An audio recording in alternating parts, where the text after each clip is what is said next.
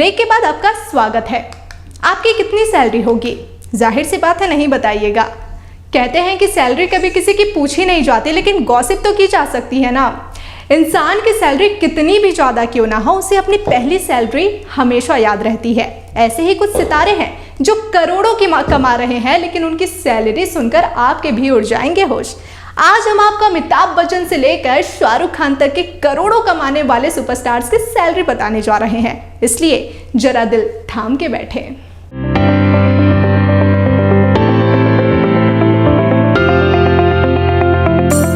इंसान की सैलरी कितनी भी ज्यादा क्यों ना हो, उसे अपनी पहली सैलरी हमेशा याद रहती है। ऐसे ही कुछ सितारे हैं जो करोड़ों कमा रहे हैं, लेकिन उनकी पहली सैलरी सुनकर आपके भी उड़ जाएंगे होश।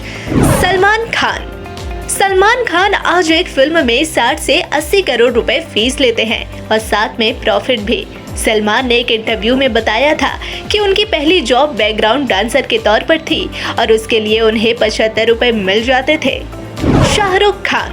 शाहरुख खान आज एक फिल्म के 80 से 100 करोड़ रुपए फीस लेते हैं और प्रॉफिट भी कमाते हैं। शाहरुख ने एक इंटरव्यू में बताया था कि उनकी पहली सैलरी 50 रुपए थी, जब पंकज उधास के कॉन्सर्ट में उन्होंने कुर्सी अरेंज करके दी थी और उन्हें 50 रुपए मिले थे। अमिताभ बच्चन। बॉलीवुड के महानायक अमिताभ बच्चन 80 साल की उम्र में भी फिल्में करते हैं। अमिताभ बच्चन एक फिल्म के 15 से 20 करोड़ रुपए फीस लेते हैं। उनकी पहली फिल्म 7 हिंदुस्तानी थी। उस फिल्म के लिए उन्हें 5000 रुपए फीस मिली थी। उससे पहले वो एक जगह नौकरी भी करते थे, जहां उनकी सैलरी 1640 रुपए थी। अक्षय कुमार एक फिल्म के 30 से 40 करोड़ रुपए फीस लेते हैं, साथ ही किसी फिल्म से प्रॉफिट भी कमाते हैं। लेकिन पहली बार जब वो ट्रैवल एजेंसी के लिए काम करते थे, तब उन्हें 150 रुपए सैलरी के तौर पर मिलती थी। आमिर खान। आज के समय में आमिर खान 50 से 80 करोड़ रुपए फीस लेते हैं। उनका कैरियर बतौर चाइल्ड आर्टिस्ट शुरू हुआ, लेकिन तब वो अपने अंकल नासिर हुसैन और पिता ताहिर हुसैन की फिल्मों में काम करते थे। फिल्म कयामत से कयामत सही तौर पर उनकी पहली फिल्म थी और इसके लिए उन्हें मात्र 11,000 रुपए फीस मिले थे। मनोज बाजपेयी ने अपने अभिनय से हर किसी का दिल जीता। आज वो एक फिल्म के लिए 5 से 10 करोड़ रुपए फीस लेते हैं, लेकिन पहली बार वो बैंडेड क्वीन में नजर आए और उन्हें उस रोल के लिए 10,000 रुपए बतौर फीस दी गई थी।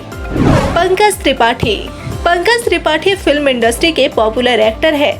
आज वो एक फिल्म के लिए 4 से 5 करोड़ रुपए फीस लेते हैं, जबकि वो पहली बार एक टीवी शो में नजर आए थे, तब उन्हें 1700 रुपए फीस मिली थी। अभिषेक बच्चन और ऐश्वर्या राय की जोड़ी क्या खूब लगती है ना। लेकिन एक राज की बात बताऊं, अभिषेक बच्चन की लाइफ में ये पहली नहीं है। इससे पहले अभिषेक बच्चन बॉलीवुड की एक मशहूर एक्ट्रेस से सगाई कर चुके थे, लेकिन अचानक ऐसा क्या हो गया कि दोनों को सगाई फौरन तोड़ना पड़ गया और अभिषेक को ऐश्वर्या राय से करनी पड़ जाती है शादी। आखिर कौन थी वो एक्ट्रेस जिसके साथ हो गई बेवफाई?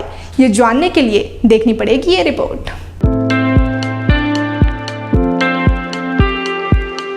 आखिर क्यों टूटी थी करिश्मा और अभिषेक की सगाई? अचानक ऐसा क्या हुआ कि बच्चन परिवार की बहू बनते बनते रह गई करिश्मा कपूर? 5वीं पास है करिश्मा कपूर, फिर छोड़ दी थी पढ़ाई, लेकिन बच्चन परिवार को चाहिए थी पढ़ी लिखी बहू। क्या इसीलिए बच्चन परिवार ने तोड़ दी थी सगाई? क्या यही थी वजह, या फिर इसके पीछे छिपे थे कई और राज? बॉलीवुड एक्ट्रेस करिश्मा कपूर एक समय पर लोगों के दिलों पर राज करती थी। उन्होंने कई बड़े एक्टर्स के साथ सुपरहिट फिल्मों में काम किया है। करिश्मा कपूर आज भले ही फिल्मों से दूर हो गई है, लेकिन उनकी प्रोफेशनल लाइफ काफी सक्सेसफुल रही है। करिश्मा कपूर ने लोगों के दिलों पर तो राज किया, लेकिन वह अपनी शादीशुदा लाइफ में खुश नहीं रह पाई। करिश्मा कपूर ने साल 2003 में दिल्ली के मशहूर बिजनेसमैन संजय कपूर से शादी की थी। उनके लिए ये शादी ही उनके लिए दर्दनाक बन गई थी। करिश्मा कपूर ने शादी के 13 साल बाद संजय कपूर से साल 2016 में तालाक ले लिया था। लेकिन क्या आपको पता है कि संजय कपूर से शादी करने से पहले करिश्मा कपूर की अभिषेक बच्चन के साथ सगाई हो गई थी? लेकिन फिर अचानक ही उनकी सगाई टूटने की खबरों ने सबको हैरान कर दिया था। लोगों ने उम्मीद कर ली थी कि करिश्मा कपूर ही बच्चन परिवार की बहू बनेंगी, लेकिन ऐसा हो नहीं सका और अभिषेक और करिश्मा की सगाई टूट गई। वही सगाई टूटने के बाद लोगों के मन में कई तरह के सवाल खड़े होने लगे थे। आपको बता दें कि करिश्मा कपूर ने 5वीं क्लास तक ही पढ़ाई की है। करिश्मा कपूर मुंबई के cathedral and John Connon school में पढ़ाई की है। साल 1988 में उन्होंने अपने परिवार को आर्थिक रूप से मदद करने के लिए पढ़ाई छोड़कर ग्लैमर वर्ल्ड का रुख किया था। वही एक पुराने इंटरव्यू में जया बच्चन ने कहा था कि वह चाहती है कि एक असाधारण महिला ही उनके घर की बहू बने। वो एक ऐसी लड़की को अपने घर की बहू बनाना चाहती है जो बहुत पढ़ी लिखी हो और जिसके संस्कार बहुत ही अच्छे हो। इस इंटरव्यू के समय तक अभिषेक बच्चन और करिश्मा कपूर की सगाई नहीं हुई थी। जया बच्चन ने करिश्मा कपूर को अपनी बहू नहीं बनाया। ऐसे में कयास लगाए जा रहे थे कि करिश्मा कपूर की कम पढ़ाई की वजह से ही जया बच्चन ने उन्हें परिवार की बहू नहीं बनाया। वहीं कई रिपोर्ट्स में दावा किया जाता है कि करिश्मा कपूर की मां बबीता को अभिषेक बच्चन दामाद के रूप में बिल्कुल पसंद नहीं थे। ऐसे में उन्होंने ये सगाई ही तोड़ दी थी।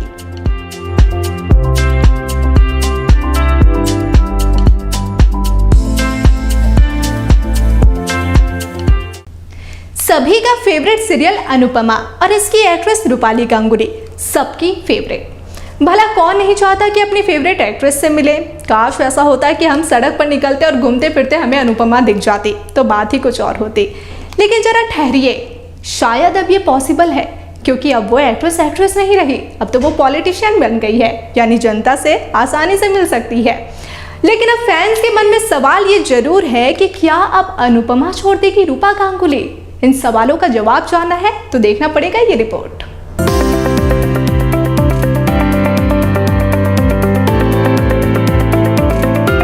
क्या पॉलिटिक्स ज्वाइन करने के बाद अनुपमा छोड़ देंगी रूपा गांगुली।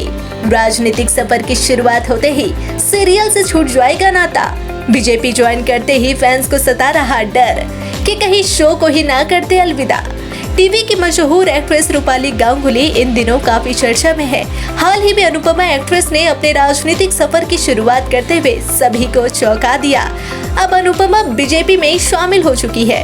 रूपाली के इस फैसले के बाद अनुपमा के फैंस को इस बात का डर सता रहा है कि कहीं पॉलिटिक्स में एंट्री करने के बाद उनकी पसंदीदा एक्ट्रेस शो को अलविदा न कह दे। हालांकि इस बात में कोई सच्चाई नहीं है। अनुपमा रूपाली के लिए उनके बच्चे जैसा है। इस शो को छोड़ने के बारे में वो सोच भी नहीं सकती।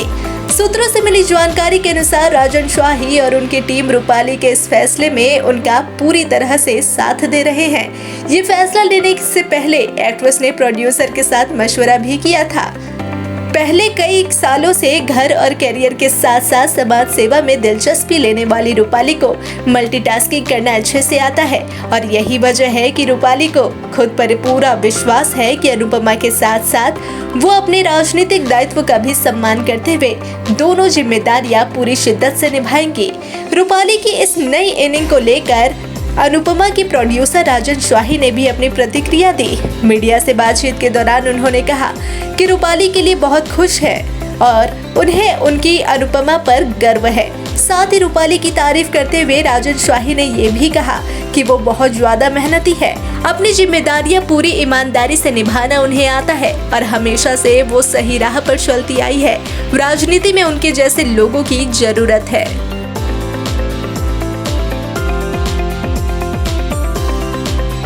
फिलहाल आज के लिए इतना ही। देखते रहिए एंटरटेनमेंट टीवी 45। नमस्कार।